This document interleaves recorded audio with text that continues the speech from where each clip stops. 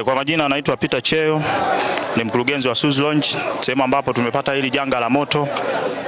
Tumefika kama kawaida asubuhi kuendelea na majukumu yetu ya kawaida, lakini shida ilikuwa ni umeme. Umeme ulikuwa ukija, ulikuwa ukikata kila baada ya sekunde kadhaa unarudi, kila baada ya sekunde kadhaa unarudi.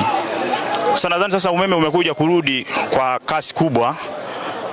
Tukawa tunasikia kama kitu kimelipuka. Baada ya kuendelea kufuatilia, tukaona ni moto umeshika. Tumeanza jitihada za kuzima moto mapema, lakini sasa moto ukatuzidi.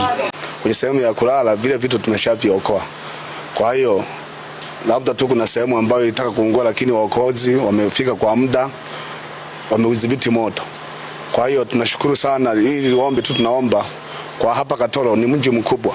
Tunaomba tu masuala ya uokoaji yawepo hapa, tuwe na vifaa hapa, kwa sababu ukisema kutoka Geita kufika hapa ni muda mrefu. Ni kweli ninavyosema, ndugu mwandishi wa habari, ni kwamba umbali wa kutoka Geita pamoja na kufika Katoro ni almost kilomita 47 kwenda 50.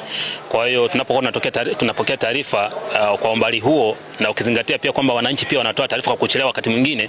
Kwa hiyo tuna delayment ya almost saa nzima hapo katikati. Kwa hiyo moto unapokuwa unawaka ndani ya saa nzima hamjafika kwenye tukio, ni changamoto.